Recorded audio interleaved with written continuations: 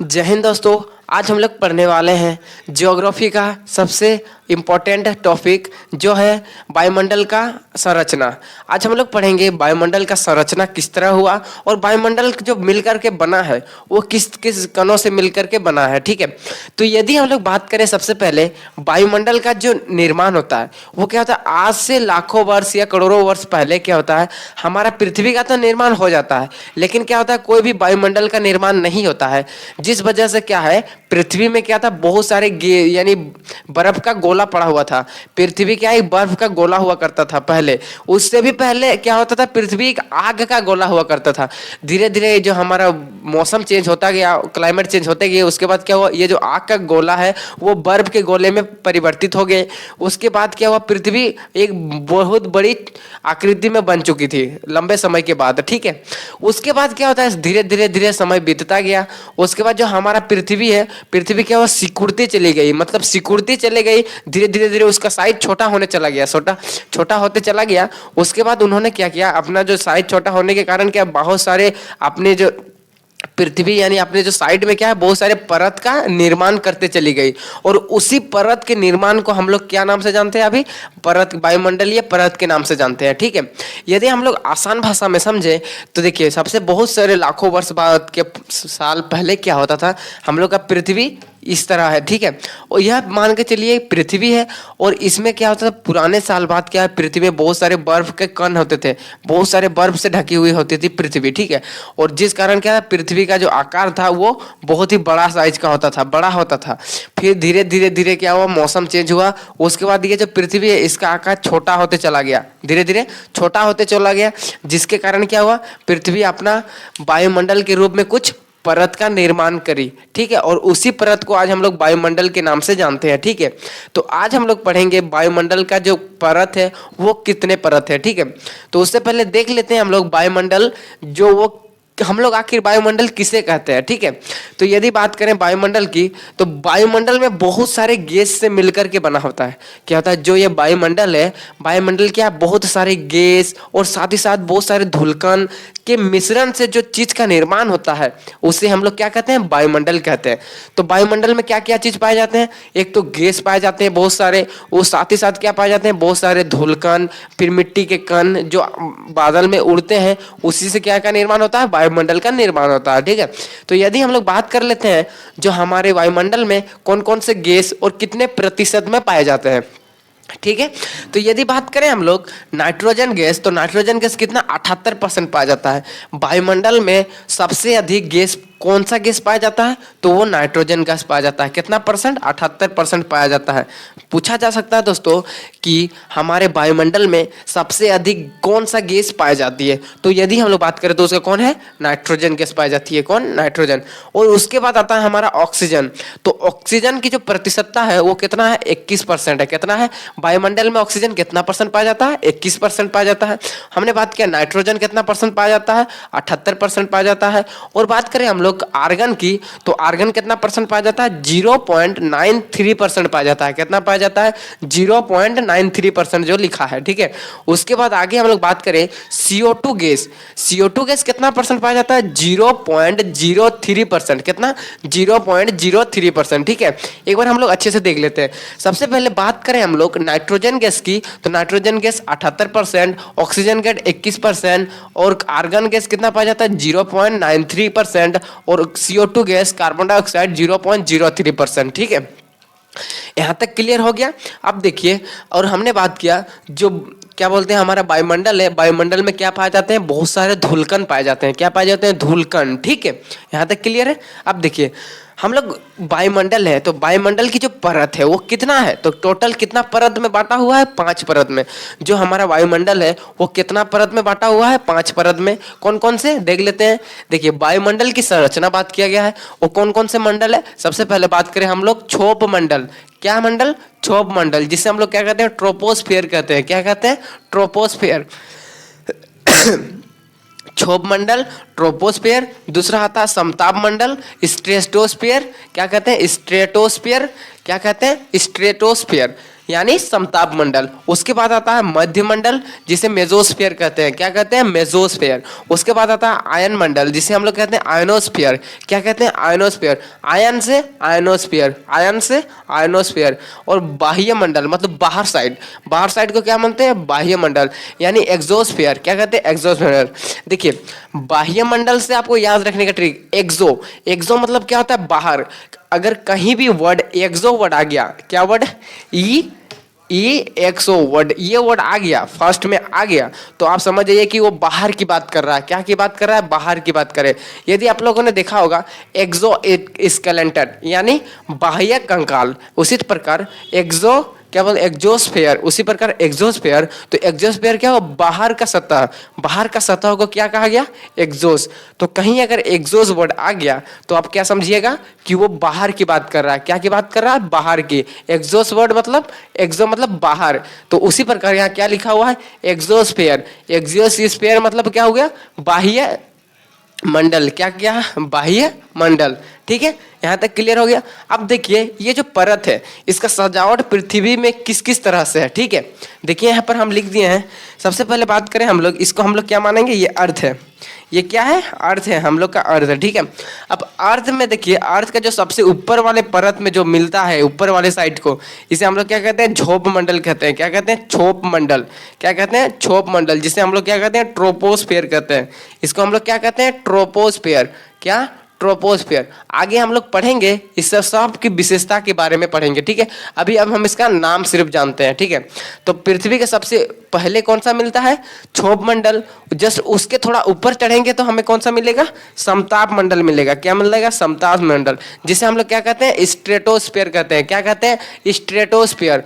देखिए याद रखने का ट्रिक, 100 से क्या होता है, एस, एस से क्या आता है, स्ट्रेटोस्फीयर। 100 का एस होता है और एस से क्या होगा, स्ट्रेटोस्फीयर होगा। क्या होगा, स्ट्रेटोस्फीयर। ठीक है, तो समताप मंडल को हम लोग क्या कहते हैं, स्ट्रेटोस्फीयर कहते हैं। क्या कहते हैं, स्ट्रेटोस्फीयर। ठीक है, जस्ट उसके थोड़ा ऊपर चढ़ेंगे हम लोग तो हमें मिलेगा मध्य। मध्य कहने का मतलब इधर भी 2 गो इधर भी 2 गो, तो बीच में हम लोग क्या कहते हैं, बीच वाले को मध्य कहते हैं, बीच वाले को मध्य कहते हैं। ठीक है, और मध्य एम, मो से क्या आता है, एम, इसे हम लोग क्या कहते हैं, मेजोस्फीयर। क्या कहते हैं, मेजोस्फीयर कहते हैं इसे। इसे हम लोग क्या कहते हैं, मध्य मंडल यानी मेजोस्फीयर। ठीक है, सबसे पहले हमें मिला क्षोभ मंडल, क्षोभ मंडल के ऊपर मिले हमें समताप मंडल, समताप मंडल के ऊपर हमें मिला मध्य मंडल। ठीक है, यहाँ तक क्लियर हो गया। अब उसके जब ऊपर मिलेगा तो हमें कौन सा मिलेगा, ताप मंडल मिलेगा। क्या मिलेगा, ताप मंडल। ठीक है, ताप मंडल को ही हम लोग क्या कहते हैं, आयनोस्फीयर कहते हैं यानी आयन मंडल ही कहते हैं। जो ताप मंडल है उसी को हम लोग क्या कहते हैं, आयन मंडल भी कहते हैं। ठीक है, उसके जस्ट ऊपर हमें मिलेगा बाह्य मंडल यानी एक्सोस्फीयर। क्या मिलेगा, एक्सोस्फीयर। ठीक है, आप लोगों ने यहाँ पृथ्वी की जो संरचना है उसके हिसाब से देख लिया। एक बार हम लोग याद करने की कोशिश करते हैं। ठीक है, ये हमारा पृथ्वी है। ठीक है, ये हमारा पृथ्वी है। ठीक है, तो सबसे ऊपर में मिलेगा हमें क्षोभ मंडल मिलेगा, क्षोभ मंडल। ठीक है, जिसे हम लोग क्या कहते थे, ट्रोपोस्फीयर कहते थे। जस्ट उसके जस्ट ऊपर हमें क्या मिलेगा, समताप मंडल मिलेगा। समताप मंडल को हम लोग क्या कहते थे, ट्रोपोस्फीयर, सॉरी स्ट्रेटोस्फीयर। क्या कहते हैं, स्ट्रेटोस्फीयर कहते हैं। ठीक है, और उसके ऊपर हमें कौन सा मिलेगा, हमें मध्य मंडल।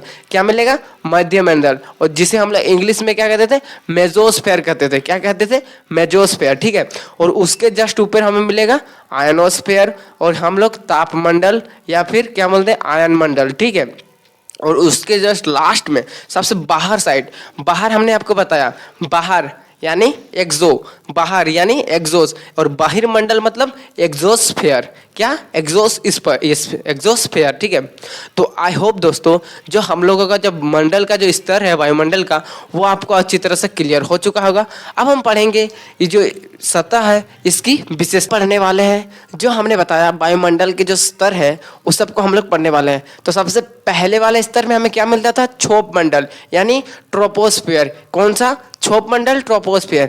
तो अब हम देखेंगे ट्रोपोस्फियर क्या है। देखिए ट्रोपोस्फियर जो इसकी जो ऊंचाई है दोस्तों, जो ट्रोपोस्फियर की ऊंचाई है वो कितना है, सतह से लेकर यानी भूपर पट्टी से लेकर यदि बात करें हम लोग तो भूपर पट्टी से ऊपर की ओर 18 किलोमीटर, कितना 18 किलोमीटर तक इसकी ऊंचाई है।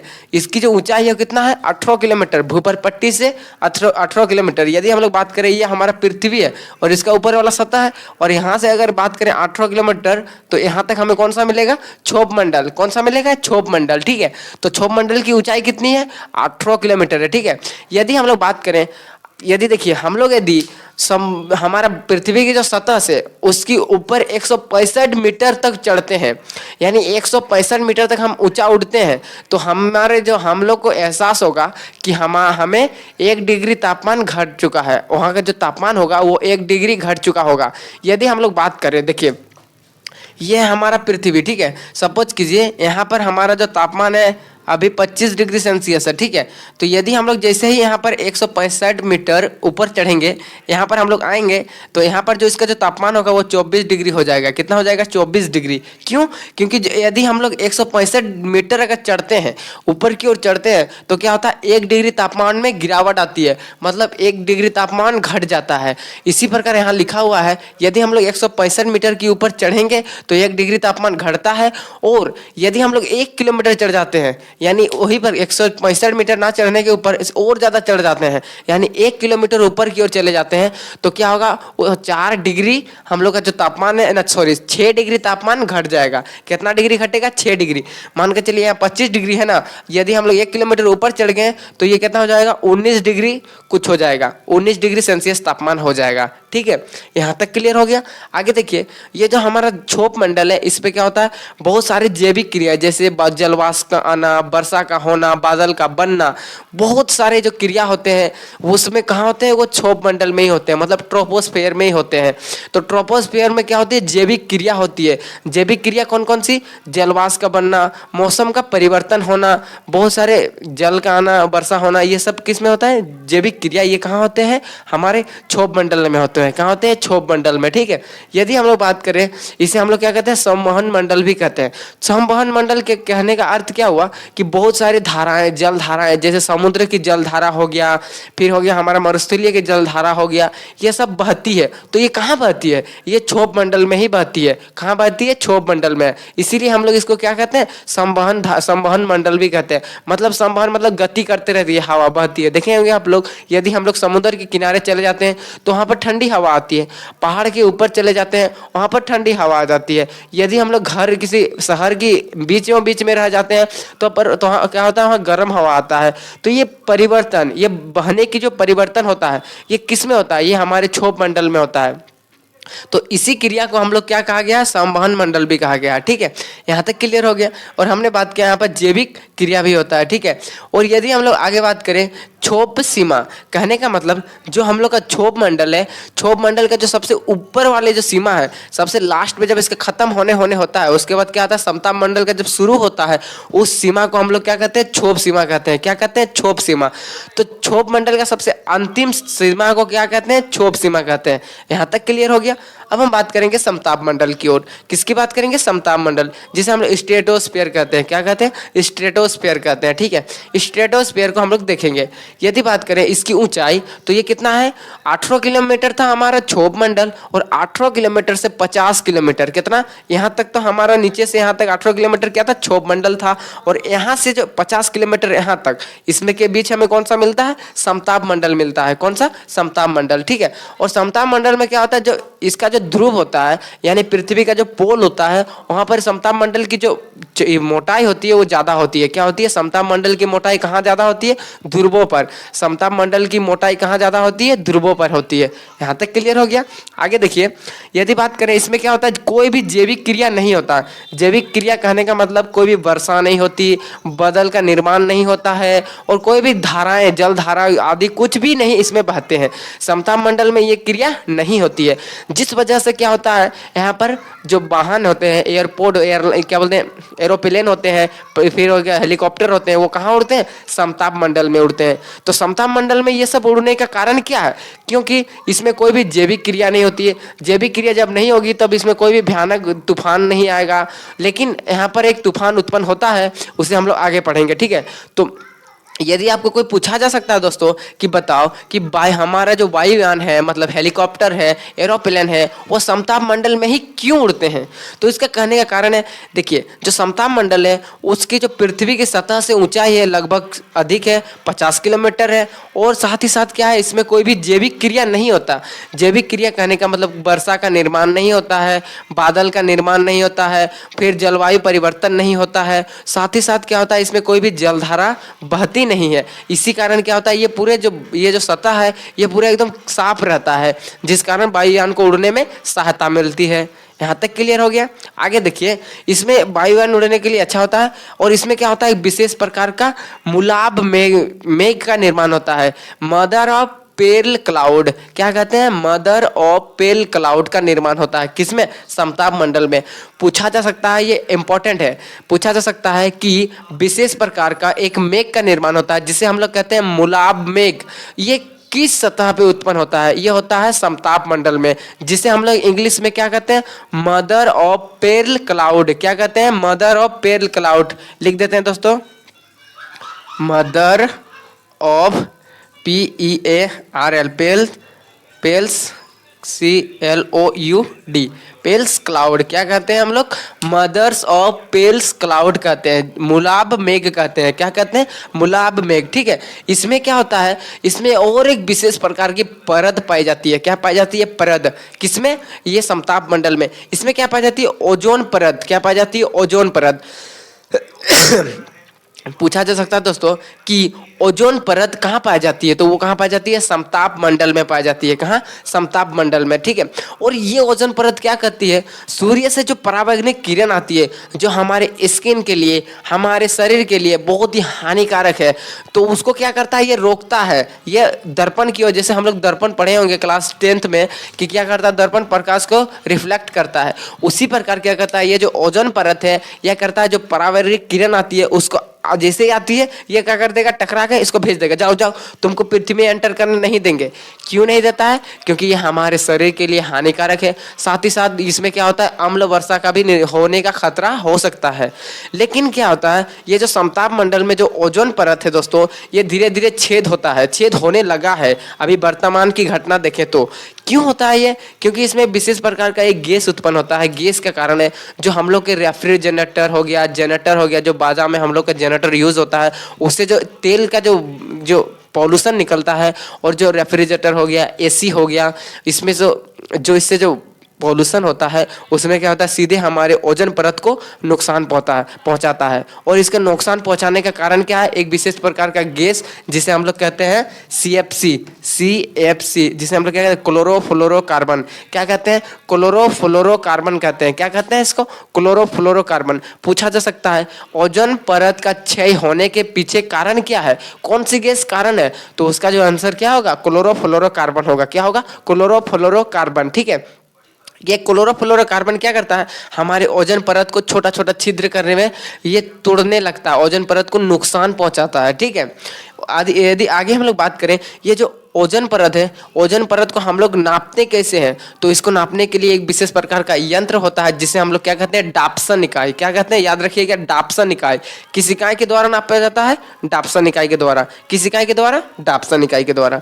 ओजोन परत के बारे में क्लियर हो चुका होगा, ठीक है। आगे देखिए, आगे हम लोग बात करेंगे मध्य मंडल। क्या कहते हैं, मध्य मंडल, ठीक है। और मध्य मंडल को हम लोग क्या कहते हैं, मेजोस्फीयर कहते हैं। क्या कहते हैं, मेजोस्फीयर, ठीक है। यदि बात करें मध्य मंडल की ऊंचाई की, तो ये कितना किलोमीटर तक है, ये 60 किलोमीटर तक है। कितना, 60 किलोमीटर ऊंचाई तक है, ठीक है।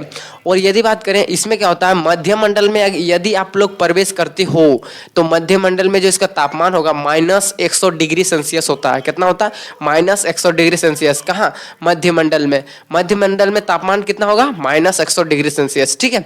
आगे देखिए, इस परत की ऊपरी सीमा, कहने का मतलब जो हमारा मध्य मंडल है, मध्य मंडल की सबसे ऊपरी, उसके बाद बाद क्या होगा, आयनोस मंडल इस स्फीयर स्टार्ट होगा, आयन मंडल स्टार्ट होगा। तो आयन मंडल का शुरुआती दौर में और मध्य मंडल का अंतिम दौर में जो एक सीमा मिलती है, मतलब एक लाइन गुजरता है, उस लाइन को हम लोग क्या कहते हैं, मध्य सीमा कहते हैं। क्या कहते हैं, मध्य सीमा। तो हम लोग याद कर सकते हैं दोस्तों, इस परत की जो ऊपरी सीमा है, जो मध्य मंडल की सबसे ऊपरी सीमा को हम लोग क्या कहते हैं, मध्य सीमा के नाम से जानते हैं। किस सीमा के नाम से जानते हैं, मध्य सीमा के नाम से जानते हैं। ठीक है, यहां तक क्लियर हो गया। आगे देखिए आयन मंडल। आयन मंडल को हम लोग इंग्लिश में क्या कहते हैं, आयनोस्फीयर कहते हैं। क्या कहते हैं, आयनोस्फीयर। ठीक है, तो आयन मंडल की जो खास बात है, देखिए इसकी सबसे पहले बात कर ले इसकी ऊंचाई की, तो इसकी ऊंचाई कितना है, 400 किलोमीटर तक है। कितनी ऊंचाई तक है, 400 किलोमीटर तक। समझ रहे हैं कितना ऊंचाई तक, बहुत ज्यादा हमारा जो पृथ्वी का वायुमंडल है बहुत ऊपर तक है। अभी तो देखेंगे इसकी अनंत है। ठीक है, तो यदि हम लोग बात करें आयन मंडल की ऊंचाई कितना है, 400 किलोमीटर है। और यदि बात करें इसमें क्या पाया जाता है, डी लेयर पाया जाता है। ठीक है, ये डी लेयर क्या करता है, देखिए इसमें क्या पाया जाता है, विशेष प्रकार का radio waves, short radio waves की तरंग पाई जाती है। क्या क्या पाया जाता है, रेडियो वेव्स और शॉर्ट रेडियो वेव्स, जिस कारण क्या होता है, हम अभी माइक से बोल रहे हैं, आप हमें वीडियो अपने मोबाइल से देख रहे हो, ठीक है, आप फोन पे बात कर रहे हो, ये सारे काम कहाँ से होते हैं, इसके पीछे सैटेलाइट है, यानी आर्टिफिशियल सैटेलाइट है। और वह सैटेलाइट कहाँ पर भेजा गया है, तब जाके ये सारे काम हो रहे हैं। तो वो कहाँ पर है दोस्तों, वो होते हैं आयन मंडल पे। हम लोग का जो आर्टिफिशियल सैटेलाइट होते हैं वह आयन मंडल पे वर्क करते हैं। उसके सहायता से हमें क्या सिग्नल प्राप्त होता है, जैसे हमारा रेडियो वेव्स चलता है, जैसे हमारा रेडियो चलता है, टेलीफोन चलता है, टीवी चलता है, और जितने भी हमारे जो इलेक्ट्रॉनिक सामान है, ये सारे चलने के पीछे कारण क्या है, हमारा आर्टिफिशियल सैटेलाइट है। और यही आर्टिफिशियल सैटेलाइट कहाँ है, हमारे आयन मंडल पे स्थित है। और ये वर्क कर रहे हैं, ये काम कर रहे हैं, तभी जाके हम लोग का जो ये आप हमें सुन पा रहे हो और हम आपकी और आपके तक वीडियो पहुंचा पा रहे हैं। ठीक है, तो ये इसके पीछे कारण क्या है, सैटेलाइट। और वो सैटेलाइट कहाँ पर स्थित है, वो आयन मंडल पे स्थित है। और आयन मंडल में क्या विशेषता पाया जाता है, इसमें डी लेयर पाया जाता है। और साथ ही साथ क्या होता है, रेडियो वेव्स और शॉर्ट रेडियो वेव्स जो तरंग पाई जाती है। ठीक है,